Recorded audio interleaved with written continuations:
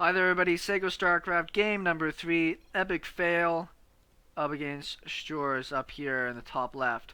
King Sejong Station, one of my favorite maps for PvZ, so much fun, and it's kind of like Polar Night in that sense. I really like it for PvZ. Generally leads into Swarm host games though, that's just the nature of it. We'll see what's going to happen on this game though. We managed to see our Zerg player come up with a really good strategy of just mass Zerglings with some mutas and straight away into the base trade once there's no recall in place for the Protoss player. Made for a really interesting game. A little surprised that Epic Fail decided to keep going with that base trade.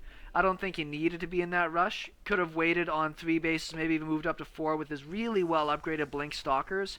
Maybe it's a bit of impatience on his side, but I think he had all the tools to be able to take that game on later. We had a 9 or a 10 pool here out of Stores. I don't know if this gas is for a cancel. It might actually be to go for a super fast speed lane play. And there's been no scouts so far out of our Protoss player. We had a cannon rush last game.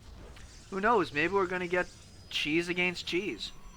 We'll see if Stores actually knows how to open up with the cheese a little bit better than the Protoss player does. There is a scout to his credit, and that's going to be very important. Without this scout coming in, could be in a way more trouble than he's at. Pool is finished. A little ways off being 11 enough for speed, but does start his Zerglings immediately. Overlord is out and in position. The good thing on this side is you should be able to wall off just fine with the Cyber Core and 1 Zealot. So I don't know if I'm too stoked about how this is going to turn out. Does actually stop to kill off the probe. And he's his way across the map. Speed is started. Zealot is being boosted out. Once again with the Cybernetics Core down and a Zealot. He should be able to do pretty good here.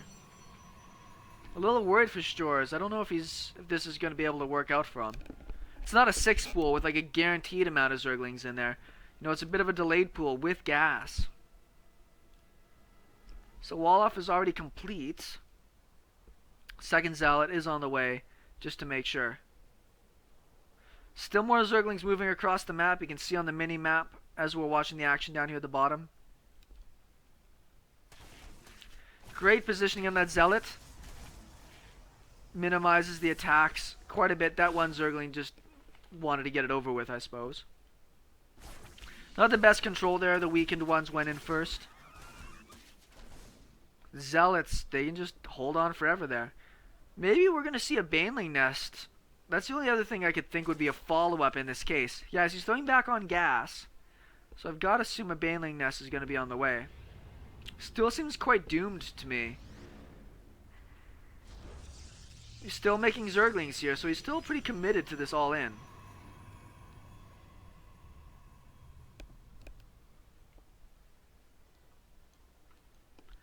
Baneling Nest is started. More Zerglings on the way. Queen hitting their injects.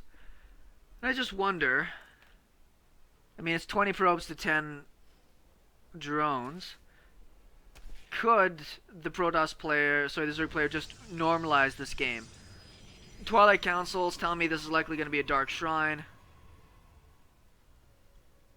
Overlord is on the way out of the base. 1 Zealot with a Mothership Core. The Mothership Core should feel perfectly safe to go out and start picking away at anything. Does really want to get that Nexus down. And that does disguise any intention he has about going for a Dark Shrine here.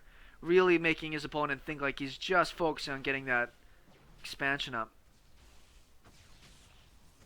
Stalker will shoo away this Overlord. 1 shot away. Doesn't quite kill it. I just want to see vision-wise. No, he hasn't seen anything else tech out of his opponent. Still really wants to get in there and see, but it doesn't look like that's going to be the case.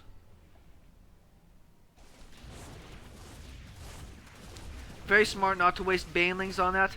Stalker unfortunately gets trapped on the outside.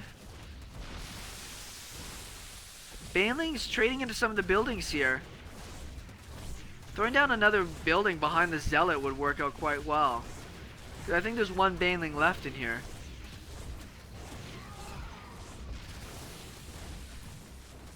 Sentry gets picked off even before it could warp in.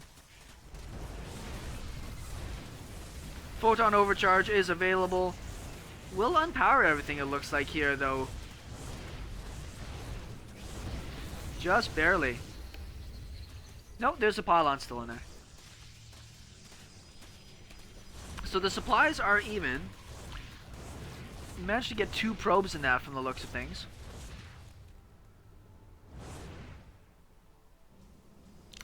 Nice clutch warp in of those zealots. Warp gate is finished. Pylon over on a proxy side. Dark Shrine is finished. 1 DT coming in here. We'll see if the DT even gets in and takes a hack before we see Shadow's leave this game. His rush really didn't work out in this instance, and I don't really know what his next follow-up could really be.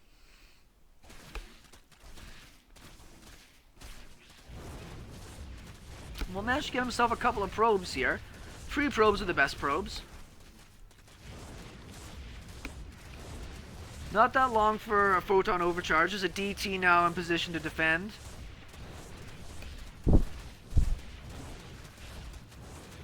Looks like this Nexus will fall, but we see a GG there anyways.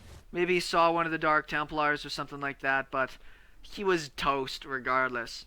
Sega StarCraft, it is now 2-1 for Epic Fail. Back with game number 4 in just a moment.